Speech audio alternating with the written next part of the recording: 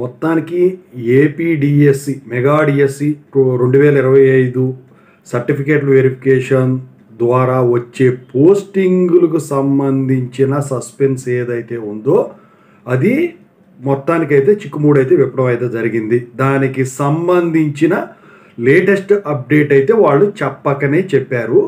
ఇక దాని ప్రకారం ఎటువంటి అబ్జెక్షన్స్ మధ్యలో అభ్యర్థుల వల్ల నిన్న మనం మాట్లాడుకున్నాం, దానివల్ల కనుక రానట్టయితే మీకు ఇదే విధంగా మీకు ఇక్కడ జరిగేదానికి ఛాన్స్ ఉంది. ఇంతకీ వీళ్ళకి అసలు పోస్టింగ్ ఇస్తారా? సర్టిఫికేట్ వెరిఫికేషన్కి వెళ్ళిన ప్రతి ఒక్కరికి పోస్టింగ్ ఇస్తారా?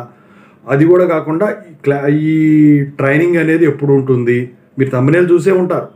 సో దాని ప్రకారమే ఉంటుంది, చెప్తాను. ఇప్పుడు ముందుగా అయితే ఇంతవరకు ఈ ఛానల్ సబ్స్క్రైబ్ చేసుకుని ఈ వీడియో లైక్ చేయండి ఖచ్చితంగా. మీకు ఏమైనా డౌట్స్ ఉంటే కాల్ మీ ఫర్ కాల్ చేయండి. తెలుగు ఇంజనీరింగ్ ఎడ్యుకేషన్ టెలిగ్రామ్ ఛానల్లో జాయిన్ అవ్వండి. మీకు ఏమైనా డౌట్స్ ఉంటే కామెంట్ సెక్షన్లో తెలియజేయండి.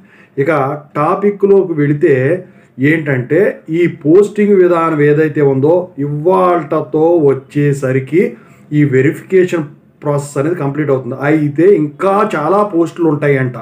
అయితే మిగిలిపోయే పోస్టులు అట అవన్నీ భర్తీ చేయడానికి అభ్యర్థులు వాళ్ళు పెట్టిన ప్రాసెస్ నార్మలైజేషన్ ప్రాసెస్ ప్రకారం దొరకలేదట. అయితే అవి నెక్స్ట్ డిఎస్సిలో వేసే ఉద్దేశంలో అయితే ఉన్నట్టు చెప్తున్నారు, కానీ క్లారిటీ ఇవ్వలేదు దాని మీద మాత్రం. అయితే ఇంకా ఏమన్నా వీలైతే ఇంకో లిస్ట్ రిలీజ్ చేసి ఈ వారం మొత్తం కూడా వెరిఫికేషన్ కంప్లీట్ చేసి నెక్స్ట్ వీక్లో సెలక్షన్ లిస్ట్ అనేది మీకు పెడతారు.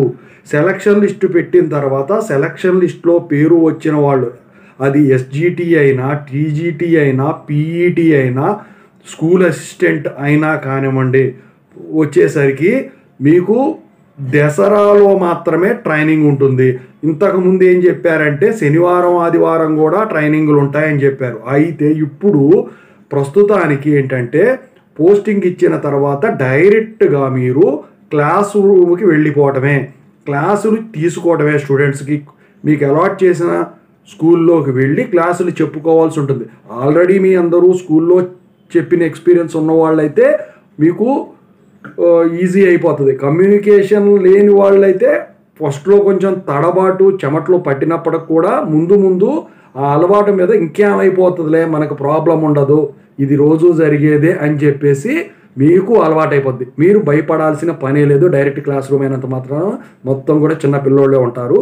మీరు ఏది చెబితే ఆశ అంటే ఆసు, బోసు అంటే బోసు.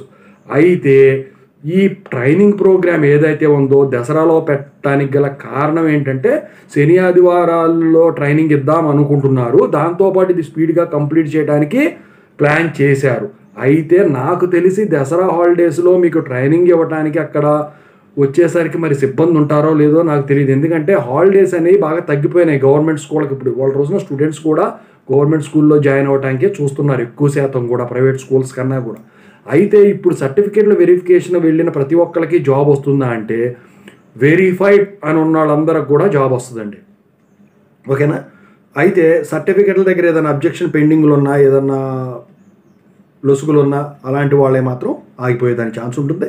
అటెండ్ అయిన ప్రతి ఒక్కరికి జాబ్ గ్యారెంటీ. అందరికి కూడా శుభాకాంక్షలు. I wish all the best for your bright future. Selection list అనేది రాబోతుంది.